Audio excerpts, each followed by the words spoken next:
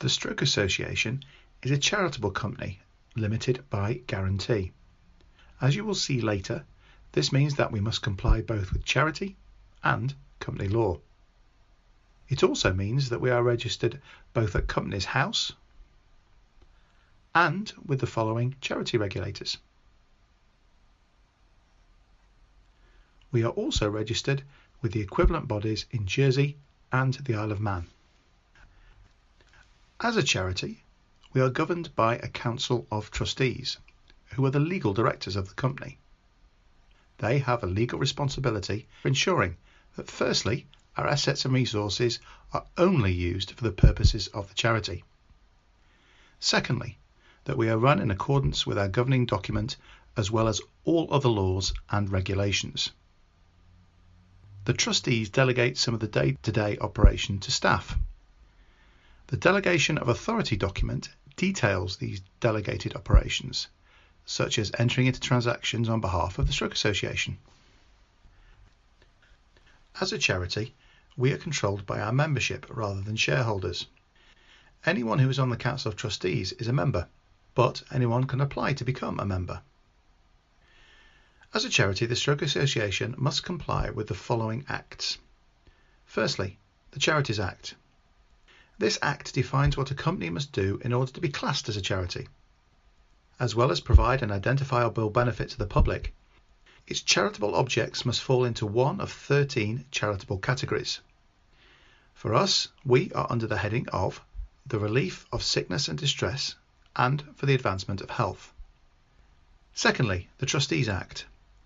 This act regulates the duties of trustees to ensure that they operate in the best interest of the charity's beneficiaries. Thirdly, the Companies Act. Amongst other things, this requires that the accounts and details of trustees must be filed at Companies House every year. Fourth, the Charities Commission. We must also comply with the Charity Commission, who monitors the charity trustees' duties and ensures that we serve the public interest. They also require that large charities like the Stroke Association submit annual accounts which conform to the Statement of Recommended Practice, or SORP, S-O-R-P for short. The SORP is published by the Charity Commission. It details how we must prepare our accounts. It is based on the financial reporting standard used by most medium and large UK entities. One important part of this is that the account should provide a true and fair view of the financial performance and position of the organisation. We have 4 main charitable objects. They are working for the prevention of stroke, educating the public in all matters concerning stroke, carrying out, promoting and sponsoring research into the prevention or treatment of stroke, and responding to the effects of stroke by providing advice and support to those affected, their families and carers. Profits or surpluses. Charities are allowed to generate profits if the activities generating those profits support the charitable purposes. However, any profits must be applied to our charitable objects, and we cannot distribute the profits to our members.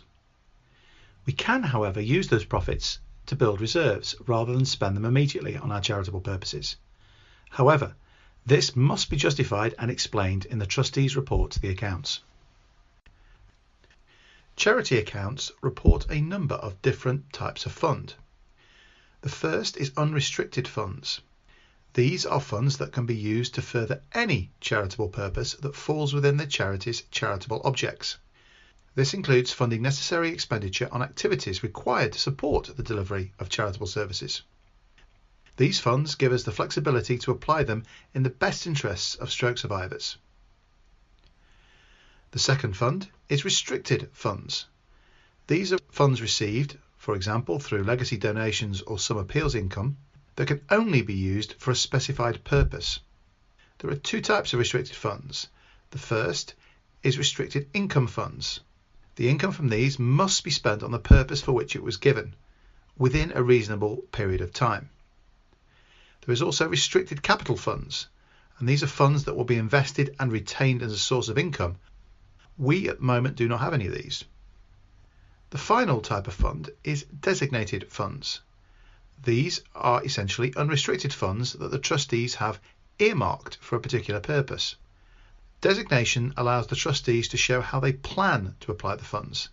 However, there is no legal obligation to use the funds as designated. Charity trading. Trading is the exchange of goods or services for a fee. Primary purpose trading. If a charity is trading as part of one of its charitable objects, for example, delivering services under contract, all its profits are exempt from tax if those profits are used for charitable purposes. Non-primary purpose trading. Charities can also trade in order to raise funds, provided there is no significant risk to the assets of the charity. This is generally subject to tax, although there are some exemptions for charities. Trading subsidiaries. These can be used for carrying out non-charitable trading tax efficiently. The subsidiary carries out the trading activities and then transfers the profits to the charity as a tax-deductible gift aid payment. This payment is treated as donation to the charity, so it is exempt from tax for the charity. These can also protect the assets of the actual charity by reducing its exposure to risky trading activities. For example, Stroke Association Trading is a wholly owned subsidiary of the Stroke Association and is engaged in the sale of Christmas cards and the generation of corporate sponsorship. It is a private company limited by shares, all of which are owned by the Stroke Association. In the last financial year, Stroke Association Trading Limited generated a £525,000 profit, which it gift aided to the charity, and therefore was not required to pay corporation tax.